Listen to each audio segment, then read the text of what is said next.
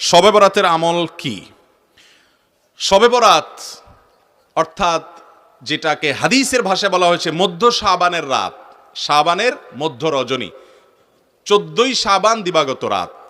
এটাকে আমাদের সমাজে বা পাক ভারত মহাদেশে এই অঞ্চলে, ইরানে, এই সাইডে শবে বরাত বলে। হাদিসে কোনো শবে বরাত রাত নাই, হাদিসে আছে লাইলাতুন নিসফি মিন শাবান। তো যাই হোক, বরাত মানে যদি মুক্তি হয় তাহলে সে অর্থে ঠিক আছে। এই রাতে আল্লাহ তাআলা মুশরিক যারা শিরকে লিপ্ত এই লোকগুলো ছাড়া, হিংসুক ছাড়া, বেদাতে লিপ্ত ছাড়া, যে ব্যক্তি সুন্নাহ মেনে চলতে চায় না এই লোকগুলো ছাড়া বাকি সব ইমানদারদেরকে সাধারণ ক্ষমা ঘোষণা করেন। আল্লাহর সাধারণ ক্ষমা ঘোষণা পাওয়ার জন্য যদি বলেন যে মধ্য শাবান রাত বা যেটাকে শবে বরাত বলি আমরা, এই হাদিসে যেটাকে মধ্য শাবান রাত বলা হয়েছে সে রাতের আমল যদি বলেন তাহলে আমি বলবো শিরক থেকে মুক্ত হন, হিংসা থেকে, বিদ্বেষ থেকে, শত্রুতা থেকে মুক্ত হন, কারোর পিছে লাগালাগি করেন না, অন্তরে কারোর প্রতি ক্ষোভ হিংসা থাকলে, শত্রু থাকলে মুছে ফেলান, পরিষ্কার হয়ে যান এবং বিদআত থেকে মুক্ত হয়ে যান, সুন্নতকে আঁকড়ে ধরেন, ইনশাআল্লাহ আপনি সাধারণ ক্ষমা আল্লাহর পক্ষ থেকে পাবেন। কথা কি বুঝাতে পারছি? এছাড়া যদি এরাতে কেউ ব্যক্তিগতভাবে আমল ইবাদত করে, অন্য রাতেও করে, এরাতে আল্লাহ ক্ষমা করেন, এতটুকু অন্তত হাদিস দ্বারা সাবেত অবশ্যই আছে। সেই বিষয়টা লক্ষ্য করে, এরাতের ফজিলত একেবারে উড়িয়ে দেওয়ার মতো নয়, সে বিষয়টিকে লক্ষ্য করে যদি কেউ ব্যক্তিগতভাবে আমল ইবাদত করে, বেদাতি কোনো রূপ পরিগ্রহ না করে, তাহলে সেটা তার জন্য জায়েজ আছে। কিন্তু আমাদের দেশে যেটা হয়, শবে বরাত মানে হলো মসজিদে দলবদ্ধভাবে জিকির করতে হবে, দোয়া করতে হবে, দলবদ্ধভাবে অনেক কিছু করতে হবে, নফল বিশেষ করে সুন্নত আমল এটা একা একা করার যেগুলো সেগুলো একা একাই করতে হবে, যেগুলো দলবদ্ধভাবে করার কোনো নির্দেশ নাই সেগুলোকে দলবদ্ধভাবে করলে সেটা ভুল হবে। মসজিদে ঢোকার সময় দোয়া পড়তে হয় আল্লাহুম্মা ইফতাহ লি আবওয়াবা রাহমাতিক। এই দোয়াটা পড়ার জন্য যদি মসজিদের দুয়ারে ইমাম সাহেব, মুয়াজ্জিন সাহেব সহ সব মুসল্লি সাহেবরা দাঁড়িয়ে হাত তুলে আল্লাহর কাছে সবাই মিলে দোয়া করে আল্লাহুম্মা ইফতাহ লি আবওয়াবা রাহমাতিক সমস্বরে, এরপরে মসজিদে ঢুকে, এটা কি সুন্নত হবে না সুন্নতের খেলাফ হবে? ঠিক একইভাবে এই রাতে নবী করিম সাল্লাল্লাহু আলাইহি সাল্লাম, সাহাবায়ে কেরাম, সালাফ থেকে মসজিদে এসে দলবদ্ধভাবে কোনো দোয়া ইবাদত বন্দেগী ভাবে আমরা যেভাবে করি এরকম করার কোনো বর্ণনা পাওয়া। অতএব এটাকে আমরা যদি সিস্টেম বানিয়ে নেই তাহলে সেটা কোনো শরিয়া স্বীকৃত কোনো পদ্ধতি হতে পারে না। বিধায় এই রাতকে কেন্দ্র করে অনেক কাজ, বেশিরভাগ কাজগুলো আমাদের সমাজ যত কাজ প্রচলিত আছে সব রাতকে কেন্দ্র করে বেশিরভাগই কোনো এগুলোর কোনো অস্তিত্ব হাদিসে খুঁজে পাওয়া যায় না। যেমন হালুয়া খান, শবে বরাত মানে হালুয়া, এটা তো একটা কমন আইটেম। ভাই হালুয়া কারো খাইতে চাইলে খান, ভিন্ন কথা, কিন্তু এই রাতে খাইতে হবে এই হাদিস বানায়া, জাল হাদিস বানায়া খাওয়া জায়েজ নাই। আপনি এমনি অন্য সময় খান, এ রাত্রেও খান, কিন্তু আপনি অন্য কোনো সময় খান না। এটার খাওয়ার ফজিলত বানাইছেন কি? যে নবীজির দাঁত ভাঙছে সেজন্য হালুয়া খাইছে, তাই আমরা ভালো দাঁত নিয়ে হালুয়া খাইতেছি। আপনার বাবার পাও ভাঙছে, ভদ্রলোক একটা লাঠি দিয়ে ভর করে খোলায় খোলায় হাঁটে, আপনার ভালো পাও নিয়ে আপনি যদি একটা লাঠি নিয়ে খোলায় খোলায় হাঁটেন, এটা কি তাকে ভেঙানো হবে না? এই ভেঙানোর কারণে এটা কি বাপের সম্মান দেয়া হবে নাকি তার সাথে তামাশা করা হবে?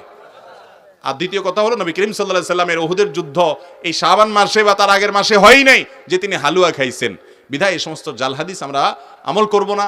এই উপলক্ষে আপনার আতশবাজি করা সহ অনেক ভুলভাল কাজ আছে, সেগুলো আমরা করব না।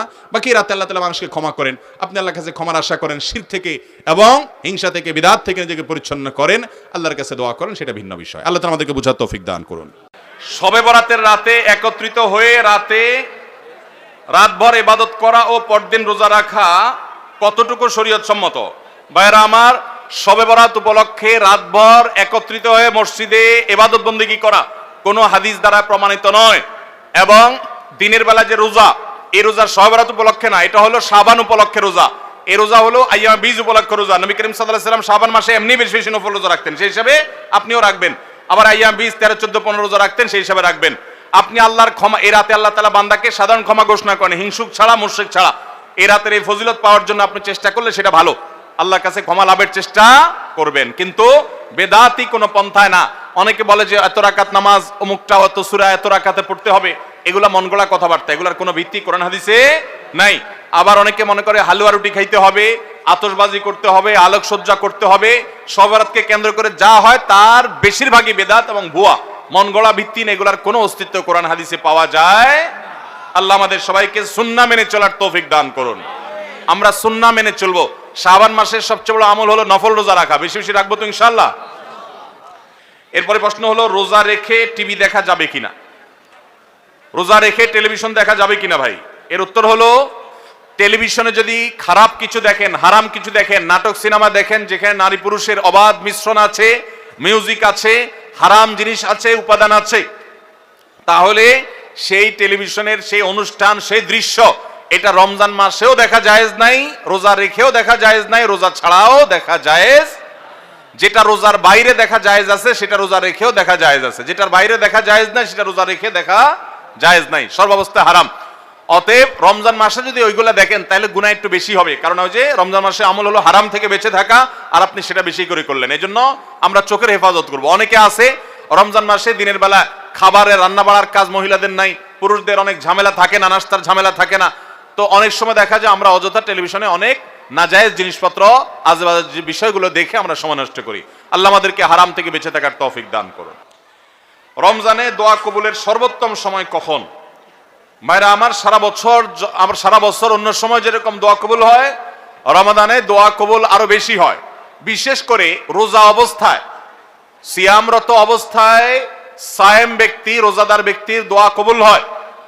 কারণ নবী করিম সাল্লাল্লাহু আলাইহি সাল্লাম বলেছেন যে কয়েক ব্যক্তির দোয়া ফেরত দেওয়া হয় না, এর ভিতরে একজন হল আস-সায়েম হাত্তা ইফতির, কোন কোন বর্ণনা আছে হিনা ইফতির, রোজাদার ব্যক্তি দিনভর রোজা দোয়া করলে তার দোয়া কবুল হয়, হাঁটতে চলতে ফিরতে, কাজের ফাঁকে, মা বোনরা গৃহস্থলী কাজের ফাঁকে, এবং সবাই যার যার কাজের ফাঁকে ফাঁকেও দোয়া করতে পারেন। আর মনোযোগ নিয়ে নামাজের আগে পরে বিভিন্ন সময় দোয়া করতে পারলে সেটা আরো ভালো। সেই সাথে আমাদের ইফতারের আগ মুহূর্তে কোন কোন বর্ণনা মতে দোয়া কবুল হয়। আমরা ভোর রাতে সাহরি খেতে উঠি, সাহরি খাওয়ার সময়টা, ভোর রাতের সময়টা দোয়া কবুলের সময়। রমজান মাসে এই সময়টাকে আমরা বিশেষভাবে আমরা দোয়ার জন্য নির্ধারণ করতে পারি। তাহলে দিনভর ইফতারের আগে ওই যে সাহরি খেতে উঠলে এই সময়গুলো বিশেষভাবে আমরা দোয়ার প্রতি যত্নবান হবো। আল্লাহ আমাদের তৌফিক দান করুন। রমজানে মা বোনদের জন্য স্পেশাল কোনো আমল আছে কিনা জানালে উপকৃত হতাম। মা বোনরা রমজানে বিশেষ কোনো আমল যেটা পুরুষদের জন্য প্রযোজ্য না, তারা করতে পারেন কিনা? এর উত্তর হলো, মা বোনরা তারা ইফতার তৈরি করেন, সাহরি তৈরি করেন, বেশিরভাগ ফ্যামিলিতে তারাই করেন। অতএব তারা এই কাজগুলোর ফাঁকে ফাঁকে ইবাদত বন্দেগী করবেন, এবং সেই সাথে রোজাদারের খেদমতের নিয়তে তারা যদি করেন যে রোজাদারকে ইফতার করালে ইফতার করানোর সওয়াব পাওয়া যায়, আমি তাদের ইফতারের ব্যবস্থা করছি, আয়োজন করছি, অতএব আল্লাহ আমাকে যেন আজর দান করেন, সওয়াব দান করেন। রোজাদারের খেদমতের নিয়ত যখন করবেন তারা আল্লাহর কাছে এটার জন্য এক্সট্রা বেনিফিট এবং সওয়াব লাভ করবেন। সেই সাথে তাদের বাসার পুরুষদেরকে মসজিদে পাঠিয়ে দিবেন জামাতের সাথে নামাজ পড়ার জন্য, উদ্বুদ্ধ করবেন, বাচ্চাদেরকে নিজেদেরকে কোরআন তেলাওয়াতের মধ্যে রাখবেন। এই কাজগুলো ঘরোয়াভাবে তারা করবেন, এগুলো তাদের রিলেটেড বিশেষ কাজ। এর বাইরে মহিলা হওয়ার কারণে আলাদা কোনো আমল নাই। তবে আমাদের যে সমস্ত বোনরা রমজানে মাসিক অবস্থায় থাকেন, ওই অবস্থায় তারা কি আমল করবেন? সেই অবস্থায় তারা জিকির আজকার করতে পারেন, দোয়া দুরুদ পড়তে পারেন, ইস্তেগফার করতে পারেন, ইসলামিক বই পুস্তক পড়তে পারেন, তারপর রোজাদারের খেদমত সহ অন্যান্য কাজ তো করবেনই। আর যেগুলো তিনি করতে পারতেছেন না, নামাজ পড়তে পারতেছেন না, রোজা রাখতে পারতেছেন না, এগুলোর জন্য আল্লাহ তাআলার কাছে তিনি সুস্থ থাকলে যেহেতু করতেন, অতএব অটোমেটিক সওয়াব পেয়ে যাবেন।